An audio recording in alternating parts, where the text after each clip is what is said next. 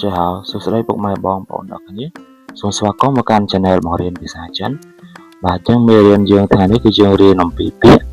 បាទអញ្ចឹងមកខាត់ពេលយូរគឺយើងចូលមេរៀនយើងតែម្ដងបាទអញ្ចឹងពាក្យទី1របស់យើងគឺយើងអានថានីហៅបាទយើងប្រែថាសួស្តីពាក្យទី2ចៅអរុនសួស្តីពាក្យទី3ចៅសងហៅបាទចៅសងហៅអរុនសួស្តីសៀអ៊ូហៅបាទសៀអ៊ូហៅសួស្តីគឺយើងប្រើនៅពេលរសៀលបាទពាក្យទី5វ៉ាន់សងហៅពាក្យត្រីសួស្តីបាទតទៅពាក្យទី6ចៃជៀនបាទចៃជៀនលាហើយពាក្យទី7បាយបាទបាយគឺយើងប្រែថាបាយបាទតទៅពាក្យទី8ហៅជាវពូជៀនបាទហៅជាវពូជៀនខានជួបគ្នាយូរហើយពាក្យទី9នេះហៅមកតើអ្នកសុខសប្បាយទេ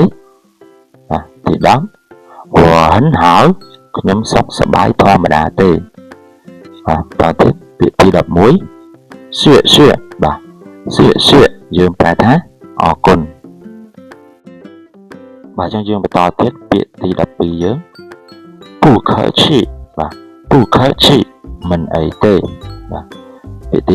13对不起បាទ对不起សូមទោសពាក្យទី14ไม่关系បាទไม่关系មិនអីទេ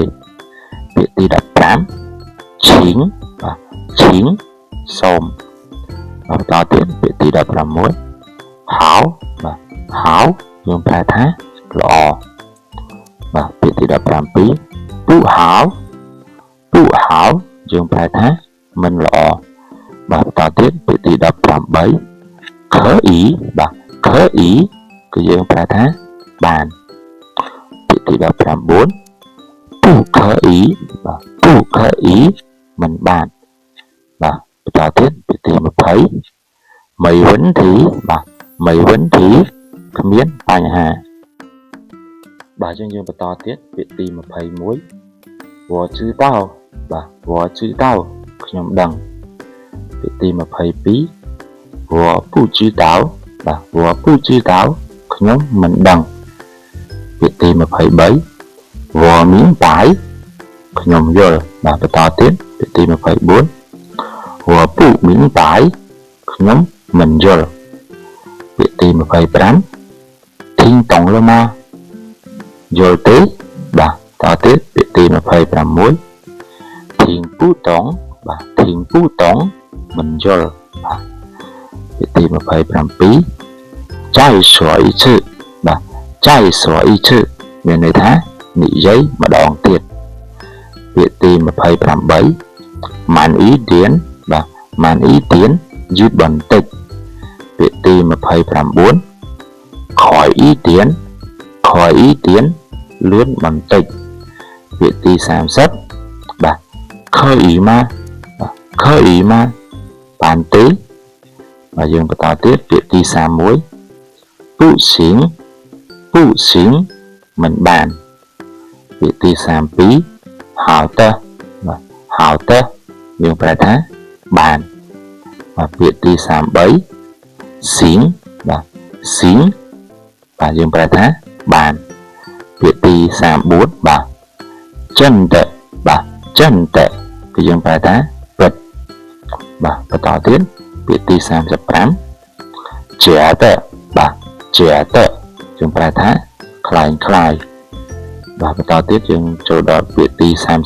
36តាងរ៉ានបាទតាងរ៉ានយើងប្រែថាជាធម្មតាបាទបន្តទៀតពាក្យទី37ខើនឹងបាទខើនឹងបាទប្រហែលបាទបន្តទៀតពាក្យទី38មិនយោបាទមិនយោយើងប្រែថាមិនមានបាទអញ្ចឹងយើងបន្តទៀតពាក្យទី39យោបាទយោយើងប្រែថាមានពាក្យទី40ទួយបាទយើងប្រែថាត្រឹមត្រូវ បាទអញ្ចឹងចំពោះមេរៀនយើងថានេះគឺយើងរៀនត្រឹមតែប៉ុណ្្នឹងសិនបាទអញ្ចឹងវគ្គក្រោយគឺយើងនឹងបន្តពាក្យយើងបន្តទៀតបាទអញ្ចឹងសម្រាប់ថ្ងៃនេះគឺក៏ឈានទៅដល់ទីបញ្ចប់ហើយសូមអរគុណសូមជម្រាបលា